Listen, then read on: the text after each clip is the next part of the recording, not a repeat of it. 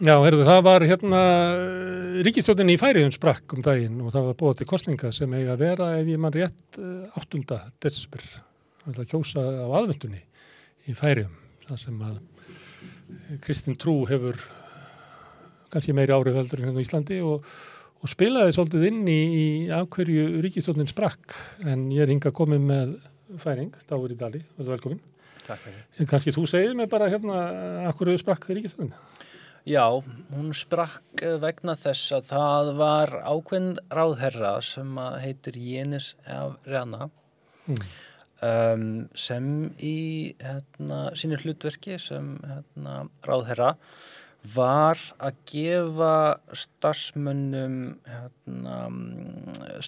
hans ákveðin skilaboð hvernig þau ættu að haga sér í vinninu, eitthvað slags sem var ekki það sem að ríkisstjórnin í rauninni var búin að ákveða. Þetta snýst mál sem kallast sammóðir eða sammætur og það sem var kosið það í þinginu okkar og þarna voru deildar skoðanir af því hvers konar hvað heitir þetta aftur fæðingarorlof samkynhneigðar mæður eigi að fá og það ákveðin flokkur á þingi sem heitir Miðflokkurinn sem að Jenis Rana formaður sem að þekktur fyrir að einmitt vera ekki mikið fyrir að auka réttindi samkynhneigðra meðal annars. Og bara í rauninni frekar trúaður flokkur. Já, þetta ekki rétt muna hjá mér að hann Jenis hafi neitað að setja til borðs með Jónu Sigurðardóttur og Jónínu Leósdóttur? Jú, þessi Jenis einmitt eitt sem hann kann svolítið vel. Það að koma sér í fjölmiðla. Það hefur verið mikil fjölmiðla umræða hann í rauninni á Íslandi. Út af ymsum hlutum, meðal annars það sem að vitna í þarna. Það eru 20 ár síðan eða eitthvað svolítið sem hann ekki alveg. Nei, það eftir hrun. Það svona 10 ár eftir hrun. Já. Herðu, eigum við að því að við þekkjum náttúrulega ekki alveg færeysk stjórnmál og eins og svo betur kannski á að koma hinga svona, það tilvíðan kennt hvaða fréttir rekur hinga á land. Og kannski erum við með skrýtnar hugmyndir ferða svona í byrjunar áður að það sé þessi Janis og fleiri sem eru oftast í fréttum stjórnmáli frá. Fréttir sem dreifast eru yfirlega fréttir sem að fólki finnst áhugaverð á einhvern hátt. Sem að færingar sér þá skrýtnir eða einhvern hátt. Eitthvað sem fer í taugana á fólki eða sem að fólk finnst vera skrýtið eða eitthvað slags. Drepa hvali. Já, líka það hefur dreist við heim. En ég kynnti að kristin trú hefði meiri áhrif í færeysku samfélagi heldur en á Íslandi. Já. Það ekki rétt? Jú, það rétt. Það algjörlega rétt. Og það var gerð vísindalega rannsókn frekar nýla sem það sem niðurstöðuna voru kynntar á þessu ári sem og rannsóknin snerist í rauninni það að bera saman hversu mikilvægis trúar fyrir fólks í þeim ýmsu Norðurlöndunum.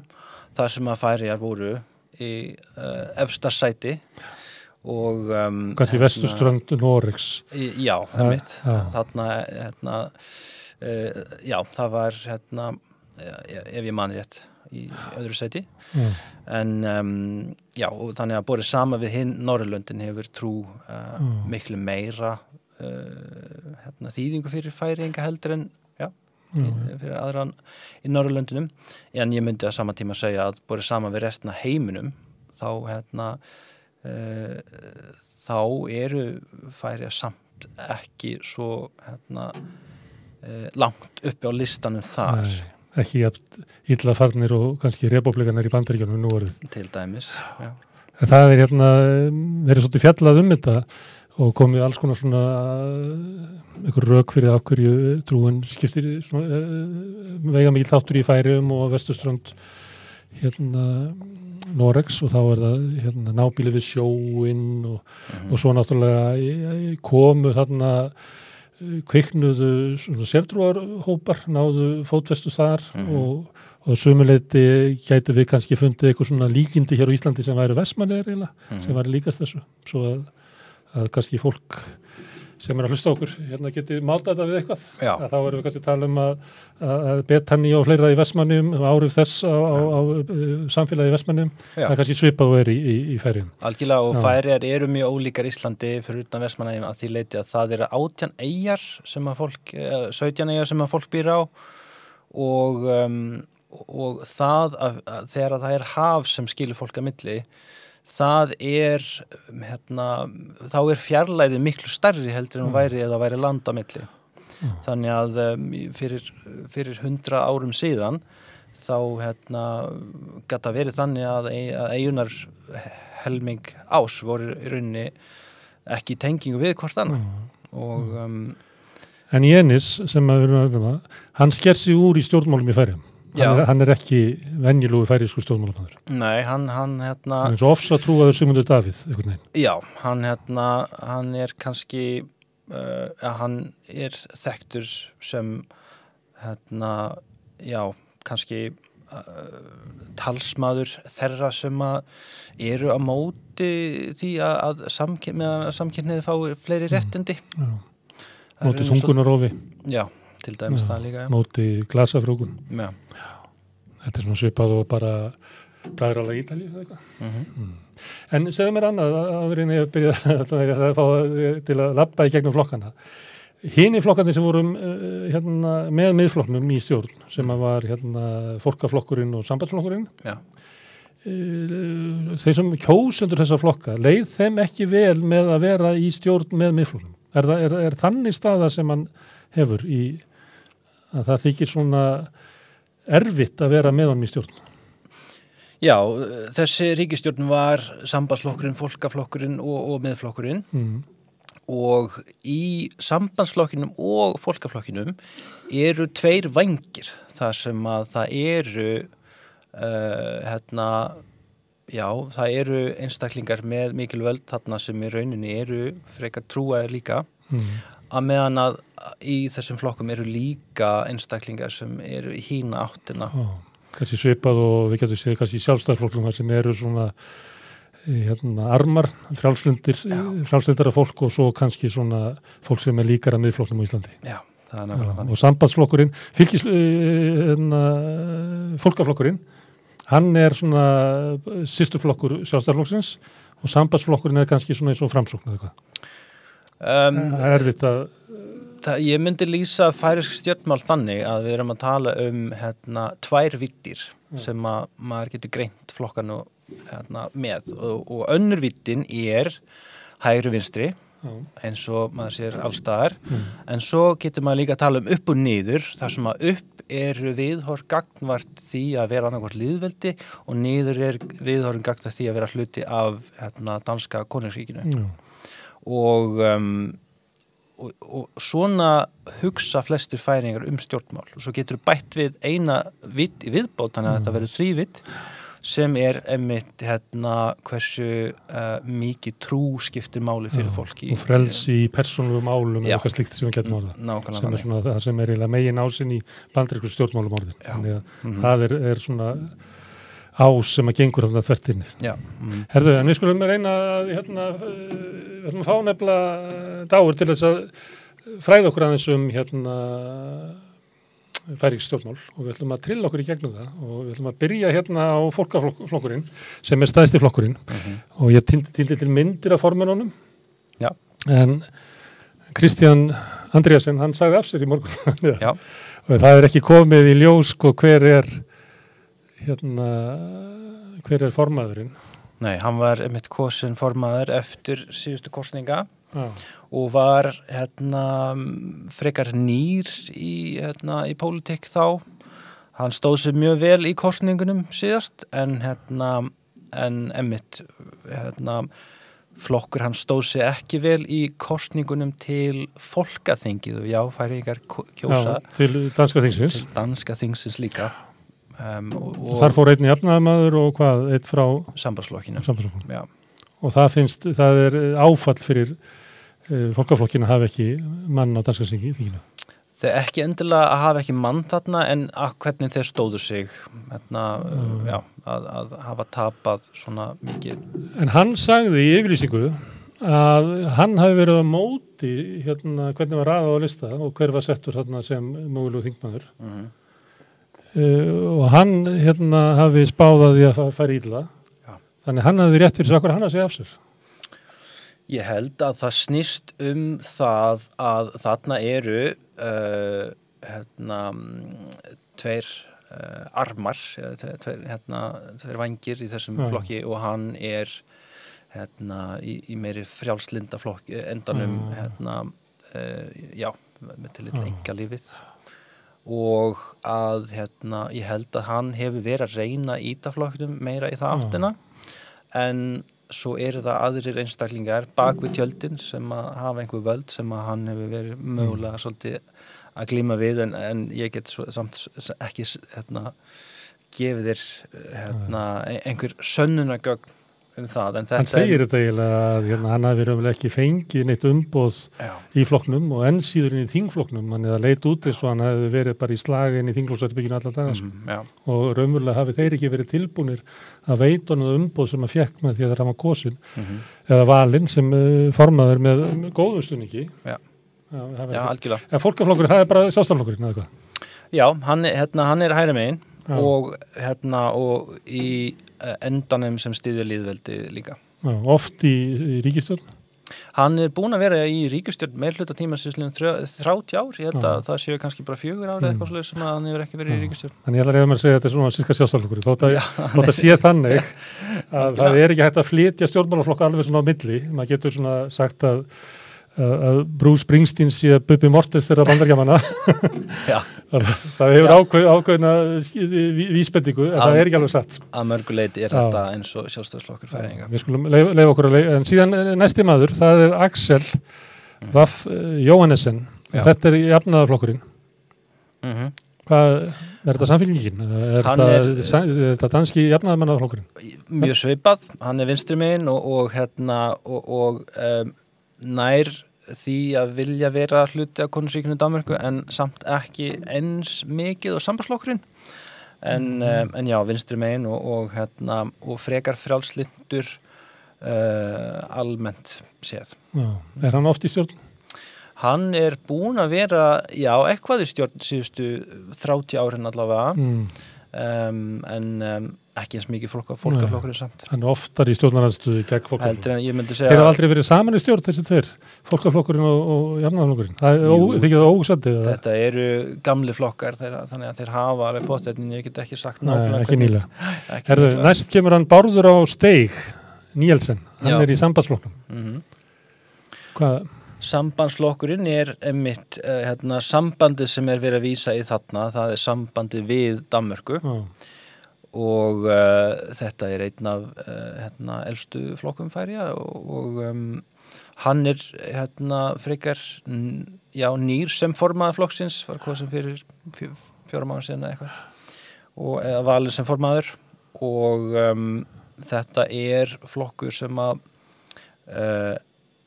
presentera sig sem frekar frjálslyndur en á sama tíma hefur hann sannað það að hann tilbúinn að vinna náið með miðflokkinu sem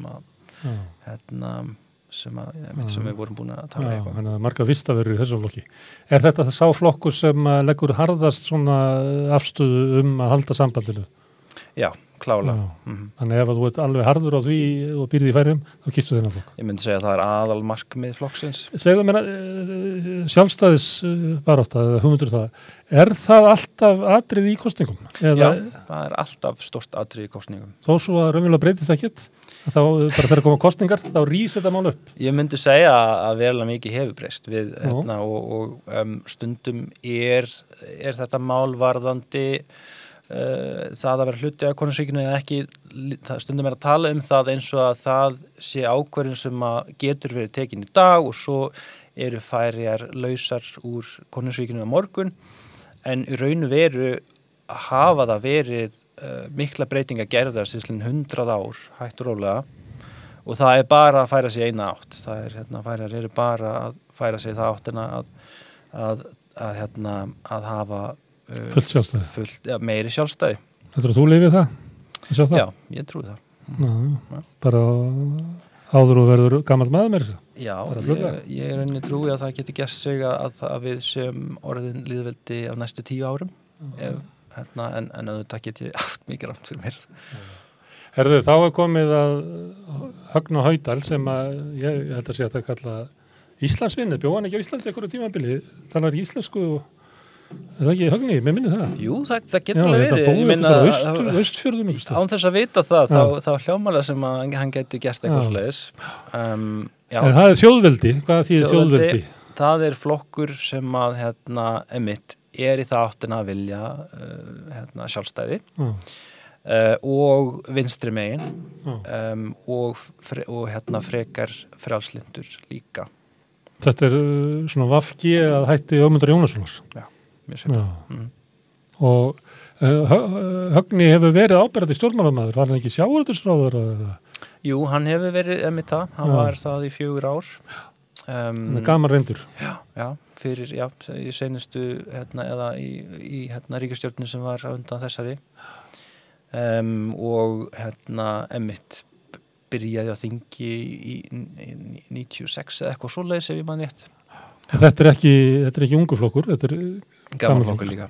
Þá er komið að sjálfum Jenis af Rana sem er í miðflokknum.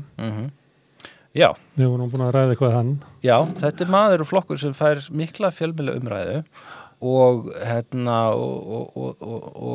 það eru stundum upplýsingar sem vanta í þeirri umræði hér á Íslandi finnst mér. Það er til dæmis að þetta er flokkur sem fær í kringu 5,5% af atkvæðunum.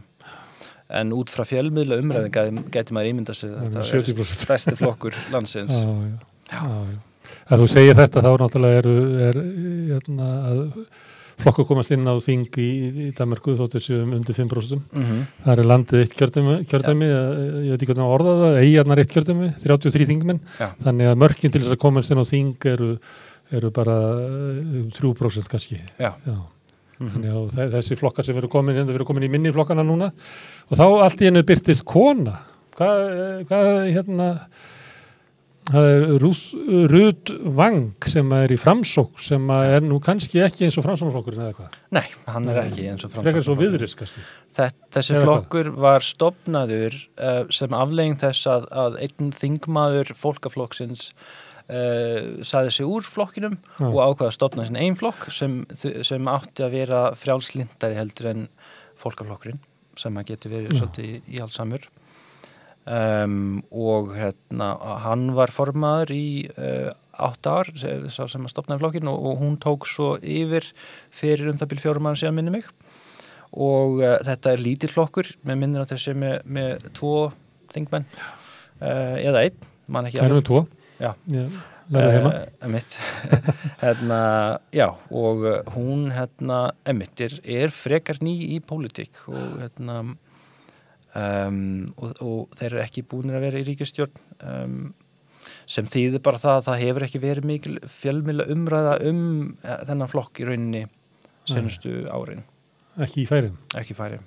Þannig hann bara, en það er ekkert alveg vitlaust að tengja hann við Viðreisn sem er þá klopningur út úr fólkaflokkum. Það hljóma eins og Viðreisn. En segðu mér að því að ég var eitt kall eftir, ég ætla að spyrja það því að koma hann allt í einu kona. Hvað er þetta? Þetta sé bara einhverju kallar. Er þetta eitthvað færist? Hvort það sé eitthvað færist ég myndi segja að þetta hefur verið staðreyndin í öllum heiminum senustu mörgu árin en ekki á fættu Norðurlandana þá ertu kannski að skoða eins og í Finnlandi ég held að þú þurfur að bara sett komin í 7. stærsta flokki þurfur að vera að hitta kall sem er formaður og sem betur fyrir virðast hlutin vera að breytast og það eru áberandi fleiri konur í stjórnmálum í Færeyjum þótt það séu ekki orðnar formenn en það er að mjakast í það áttina.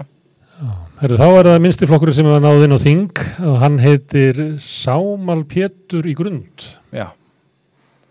Við lístum vel á þennan kall svona vera í vinnugalanum í símanum svona, hvað, er þetta eitthvað svona alltíðu þetta? Eða valdi ég bara svo skrýtna mynd á hann? Sko, ég myndi segja að langflestir færingar eru í svona göllum á og til og þessi flokkur, sjálfstýrisflokkurinn, gæti hljóma eins og að þetta sé eitthvað eins og sjálfstæðisflokkurinn en það er að vísa í eitthvað annað. Sjálfstýri, það er að segja sjálfstæði fyrir landið fyrir utan konungsríkið. Já, eins og sjálfstæðisflokkurinn, það var náttúrulega það er við að vísa í það. En er að mér skilst að vísa í annars konar sjálfstæði í dag. Já, það er svona sjálfstæðisflokkur að þú sett sjálfstæði sem einstaklingur. Já.